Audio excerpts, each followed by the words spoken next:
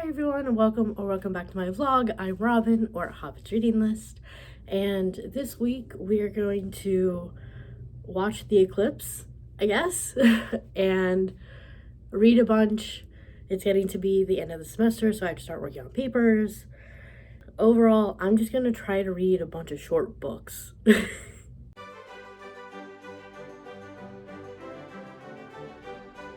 So I will probably finish a book today. There's no reason I shouldn't finish Tentacle today, which is short book number 1. I did already pick out what my next physical book will be, which will be Ethical Slut. That is not a short book, but I figure when, like, on the days where my brain just can't handle, like, information being shoved inside, because it is nonfiction, I will pick up This Winter by Alice Oseman, which is a Heartstopper novella, which is 100-ish pages. So that'll be short book number 2.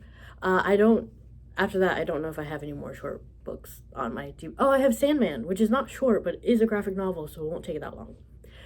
Maybe I'll do that.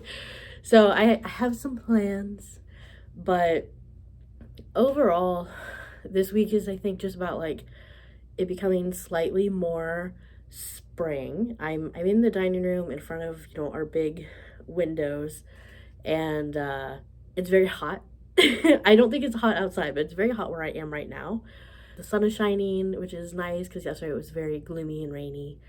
And so I'm hoping I can do some spring cleaning this week, which means that maybe I will listen to, an audiobook while I'm doing that, depending on if Chris is home, because if Chris is home, then he's just going to keep talking to me while I'm trying to organize things, which is fine because I love him, but it's also, like, when I'm trying to figure out how I want to, like, organize things and thus organize my life, I don't really want to have to keep sobbing.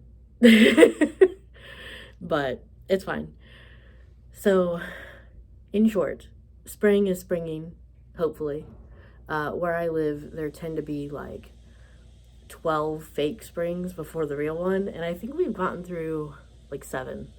So we're getting to the end. Hopefully there won't be many more. But I'm just sort of rambling. That's my plan. I'll, at some point today, I will step outside my front yard and film the eclipse, because that's the only way I'm gonna actually, like, see it, because I didn't buy any of those fancy glasses. I think it's okay if I film it.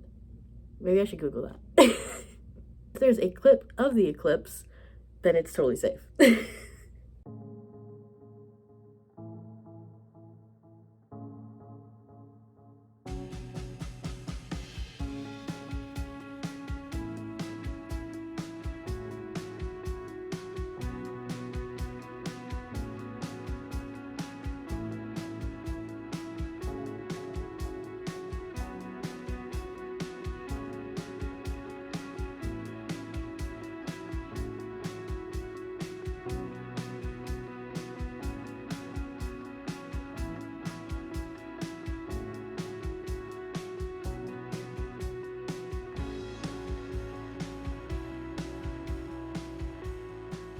Good morning, everyone. Monday we went and watched the eclipse with some of Chris's work people. They had a little, like, cookout, and it was a lot of fun. I think I also shared some clips of, like, a bigger event. That was where after finding out that no stores had classes, we found out there was a viewing party downtown, that they were selling glasses. So that's where we went first, but they sold out, like, while we were in line. But I think overall, like, going and hanging out with some of Chris's work people, I think that was, like, the best option. It was a lot of fun. And then I got a little bit sunburned. You can't really tell, but I can feel it. It's still not gone yet. But I guess that's what happens when you stand facing the sun for, like, an hour and a half. Other than that, we had, someone over to watch the March Madness final, because Purdue was in it, and Purdue is Chris's team, and unfortunately they did lose. Which does suck, because they haven't been to the final since, like, I don't remember what it was, 69, 89, somewhere in there, for a while. So it would have been cool to see them win. So while the basketball game was on, I finished reading Tentacle. And while I did enjoy it, like I said last week, like I'm apparently the only person in my class that did enjoy it and apparently saw what the author was trying to do, which that's fine. However, I did predict that it wasn't a 5-star, which is true. The ending, honestly, was really disappointing. I was so bummed out when I finished it because I was like, it was going somewhere and it was going to work, and that was the whole point. And then fucking humans ruined it. Like, humans and our emotional decisions. And like, I get it. It does make sense, but it's still very disappointing. And honestly, that cost it. That cost it. I ended up giving it a 3.5. That's how much it cost it. Because my prediction was that it was a 4. So, and if it had ended the way that it should have, then yeah, it probably would have got a 4, maybe 4.5. But those last, because I only had like 25 pages. Those last 25 pages, man, I was getting so excited. And then the last page, I was like, are you kidding me? I was so yeah, I still recommend it. I personally won't read it again because that was so frustrating, but I will give it to Stephanie to borrow after my semester's over, because I don't know if I need to write my last essay about it or not, but I'll let Stephanie borrow it and then she can tell me what she thinks. Other than that, I didn't read anything yesterday. I'm so busy at work, and like I'm going in early today, which I think is stupid. It is stupid. But I can't really complain for reasons. I didn't read yesterday. The only thing that I did is I listened to more of Ravensong, and I didn't listen to much because the chapters were longer, and so I couldn't finish another chapter before I got to work. So I didn't listen to much. So I'm at like 53%, I think, or 54, somewhere around there. There's a new plot. I thought I knew what the plot was gonna be, but no, there's a new plot, or the original plot is expanded. But I was just like, I was listening to him like, oh, okay, I wasn't expecting. Okay, cool. Like it's really interesting, and I can definitely see how this new plot would come in and kind of force Gordo to be like, okay, I love Mark, I want to be with Mark, I can get past my anger at Mark, because Gordo's a very angry person, and I do get it. I get it, but I'm also like, okay, but Mark's been back for like, I don't even know, 10 years at this point. Like, maybe we can believe that he's gonna stay. Maybe. Like, it's one of those things of like, as someone with abandonment issues, I do get Gordo a lot, because that's what it is. He has abandonment issues and he can't let himself believe that the pack is gonna stay. So I do get it. But it's also like, my dude, I'm kind of looking at it as like, okay, shit or get off the pot. Like, you're either in it, you're either in the pack, trusting them, giving them another chance, or you're not, and you need to remove yourself. Like, that's kind of where it's at. Like, doing this like half in, half out thing is frustrating for the reader, even though I get it. But it's also like, I'm putting myself in the position of these characters and how upset they have to feel knowing that like he's in, out, in, out, in, out, and it's just like, it's heartbreaking. So yeah, I'm like, at least with my abandonment issues, I'm like, okay, I can't trust you, I'm done. Like, and I just walk away. Like, is that the best? No. But at least it's something, you know. I'm not just keeping people on tenterhooks the entire time. So that's just like, that's a little frustrating, but again, I do understand it. So I'm not too like I'm not judging Gordo too badly. So I'll be interested to listen to more today. I honestly, like, I usually try not to say this, but I should finish it this week because I have today's drive, which is another 2 hours. I have Friday's drive, which is another 2 hours. I'm going to Chicago on Saturday for temple, and then my rabbi is moving to another temple in June, and so we're doing a little, like, goodbye hangout, and so I'll get 2 hours there, and I'll get 2 hours Sunday. So I should finish it. I'd be very surprised if I didn't. so yeah, so that's the plan, and then I'm hoping I can start reading Ethical Slut today, because it's gonna take me a while because it's nonfiction, and yeah. So that's the plan. I'm gonna eat breakfast, and and I'm going book shopping tomorrow, so you'll have clips of that.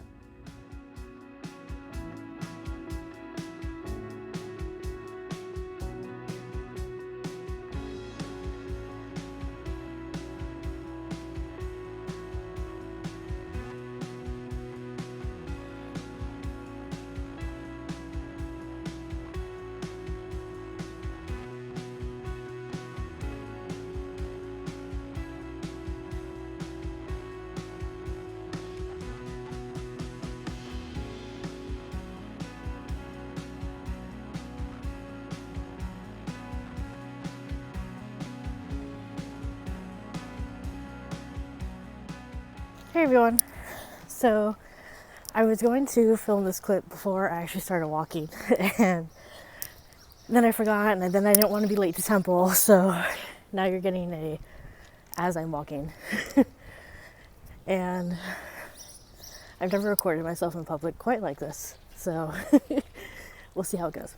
I have listened to more of Ravensong, and I'm enjoying it.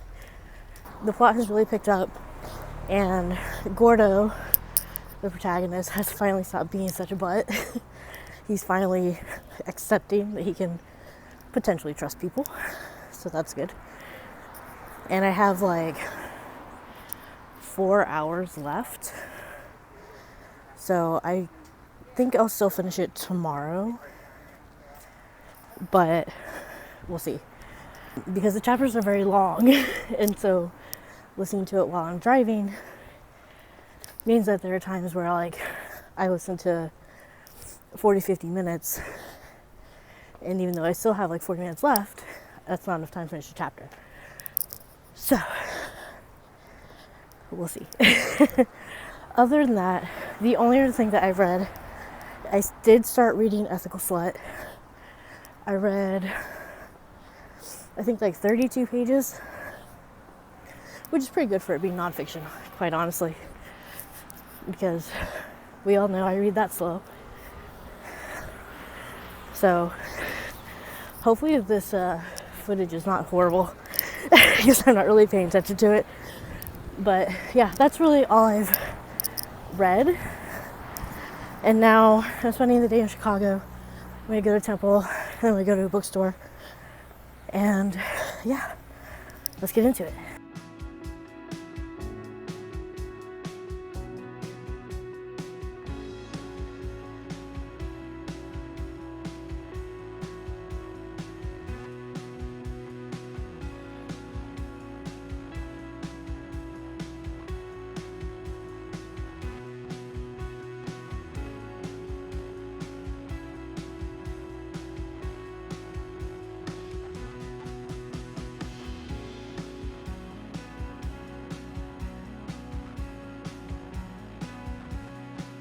Good morning. I don't know if I mentioned it in my last clip because I was kind of embarrassed walking down the street recording. I was going through a wee bit of depression, and it got better after my day in Chicago. I went to temple, and then I went to a bookstore that is in the there's no better word for it, is in the gay neighborhood, and it specializes in gay books. It has this whole beautiful section where it's just all queer. It's queer fiction, queer nonfiction, queer art, and it's so lovely. And it's broken down into like gay, lesbian, trans, and so I love going to Chicago for more than like a couple hours, because that means I could probably stop at the bookstore. I walked out with 6 books because I literally texted Chris on my way to the bookstore of like, going to Temple helped with like my mood a little bit. Like I felt inspired, actually. That's probably, or motivated is probably the better word. More motivated than I had been feeling for a couple days. And then I texted him, I was like, let's see what gay books can do. And he's like, all he said was nice. So I took that as approval. And so I was only in the bookstore for like 40 minutes. And I looked at the whole bookstore, but I mainly was in the gay section. And yeah, I got 6 books. So let's do a little haul. So I got, here we go. I got Man's Country, More Than a Bathhouse. This is a history of what was a very popular bathhouse in Chicago. It was torn down in 2018, but it opened in 1973, so there's a lot of history. And this is signed. And actually, when I was checking out, the person who was checking me out was like, this is such a fascinating book. And I was like, that's awesome. One, I already figured it'd be fascinating. But I've also, over the past probably a year or so, I don't know why, but I've been very interested in learning about bathhouses. I don't know if it's a thing where it's like, oh, even if they were as popular now as they were in like the 50s, 60s, 70s, 80s, 90s, up until 2000s, even if they were as popular now, I still would never have been able to experience it. I don't know why I've had this hyperfixation, but I have. And so pretty much any book that's mentioned a bathhouse, I was like, ooh, want to read it. So I saw this, and of course I was like, ooh, want to read it. So, and it's pretty short, but I think it'll be really, really cool to further this hyperfixation that makes no sense. So you may have seen a clip of me reading this book at Starbucks, The Gentleman's Book of Vices. It is a Victorian gay romance, which as soon as I saw it, I'm like, oh yeah, I had to pick that up. It is about this guy named Charlie. He is set to get married to a woman in about 8 weeks because it is Victorian England and they do the very proper thing. And so this means that he has to essentially sort of decrease his night activities of going to a clandestine queer club, as well as hiding away his books of queer erotica by his favorite author. However, before that happens, he tracks down this author, finds out his real name and where he really is, because he wants his favorite book autographed. And this sets off not torrid, I don't think it's gonna be torrid, but it sets off an affair. And I'm like, I only got 30 pages in, but I want to read it so bad, but I have so many other things I need to read. But I'm really excited for it. I think I've read 2 chapters. First 2 chapters were very good, and I really want to read it. I also got The New Life by Tom Crew. This is set in, I don't know what time period it is. It's not Edwardian. I don't think it's Victorian. I don't know what time. Is it Victorian? I don't know. I will put what time period it is. But it's set in 1894. It's about these 2 men who began writing a book. Yeah, a book defending homosexuality, which at that time was a crime.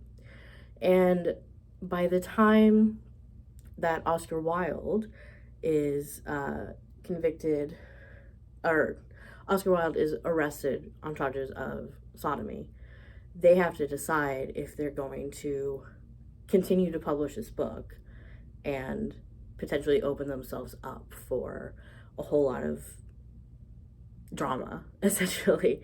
It doesn't seem as though they're together. So it's John Addington and Henry Ellis live in London with their wives, proper Englishmen, each inhabiting a complex Victorian Victorian marriage. John has a lover, a working class man named Frank, and Edith spends more time with her friend Angelica than she does with her husband. So I don't think that John and Henry are together. So I'll be really interested. I'm really interested in this book because I don't think it's a romance, right? But yeah, so this will be cool. And then I went ahead and got a copy of We Could Be So Good by Cat Sebastian. I read this book last summer and I absolutely fell in love with it. And I know she has a sequel coming out in May, I think. It's set in the same universe. They're one of the main characters in You Should Be So Lucky is friends with the main characters of this book. So I haven't pre-ordered it yet. I probably will. Or I might just go find it. I don't know. I'm not as interested in that book, but I think it's more of if I stumble upon it in the wild, I will probably get it. So We Could Be So Good is about these guys, Nick and Andy, who work for a newspaper that is not doing the best in New York in the 1950s. And Nick knows that he's gay, and he was picked up once when he was like 18, and that really like scared him and made him realize like how much he could lose if people were to discover that he was gay. So only a select few people know. But then Andy, who is the son of the owner of the newspaper, comes to work at the newspaper, and he's such a cinnamon roll that Nick sort of just like is like, I have to help and protect you, and then it's like, I have fallen in love with you. And it's so cute. The only thing is that, and this is not really a complaint if you like this, but it's mostly closed door romance, which if you don't want spicy scenes in your book, check this out, because it's I think I can think of one scene that wasn't closed door, which is fine, except I like reading Slut. So I also got the uncensored version of Oscar Wilde. So the back says that this new volume restores material, including graphic homosexual content removed by the novel's first editor, who feared it would prove offensive to readers. So I'm like, well, I have to read that. So this is going on the list. And then finally, I got Bloom, which is a graphic novel that has been on my Amazon book list for... It was the first book I added when I created the book list. So I think I created the book list in it was like a year and a half ago. Yeah. Closer to 2 years, to be very honest. But it's about this I don't want to say kid. He's young. How old is he? He's like 18. He just graduated high school, and he wants to stop working at the bakery that his dad owns, and like go out and explore the world and get ready for school and all these sort of things. So they're hiring people, and one of the people that they hire is this guy named Hector, who loves baking, and Ari, who's the main character, and Hector become closer, and then they have this, summer, and I don't know if it's going to continue. I hope it does, because that would suck if it didn't. But I just remember thinking it was so cute, and then I saw it in the bookstore, and I was looking through it, and the art is really, really cute, too. It reminds me a little bit of Heartstopper, which I appreciate. So I'm looking forward to this. So those are my books. That's not why I came to film this clip, by the way. I did not intend to do a mini haul, but it's right here, so I might as well. What I really wanted to do was tell you that I finished Ravensong. So I'm gonna make this quick because I'm gonna say pretty much the same things I've been saying. I really enjoyed Ravensong. I really like the way that TJ Klune writes. I like how... I don't have another word for it, but this isn't the appropriate word. I like how action-packed it is, but don't get me wrong, it's not an action movie. Like, it's a very emotional heartwarming found family book that has a lot of plot that just brings the pack together. So I really like that. I really liked the way that, you know, I know I was complaining earlier about how Gordo just needs to, like, essentially get over it. But I like the way that happened. And it was very exciting at the end. So I have Heart Song all queued up to, you know, see what happens next. But Ravensong was very good. I'm not surprised. I am surprised it didn't get a 5-star. Just a little bit. Because I think Wolfsong got a 5-star. I got 4.5. So, you know, it was close. It was actually very close. Because it's on a 10-point scale. And depending on where it falls in the 10-point scale determines which star it gets. Ravensong was 8.43. In order to get a 5-star, it has to be a 9 at least. So that's how close it was. Yeah, so I'm all ready to start Heart Song today, but next week. And that's what I got. Hopefully I have a new idea of how I'm gonna, like, read books for the rest of the month, because I do have a nonfiction book. I'm going to read those on the days that I work. And then the days that I don't work, I will read the other books on my TBR, because they're so short, and so I should be able to read them on those days. So that's the plan. Check out next week, see if I do that. But otherwise, leave a comment, like the video, subscribe, click the notification bell, all that good stuff, and I will talk to you guys in the next one. Bye.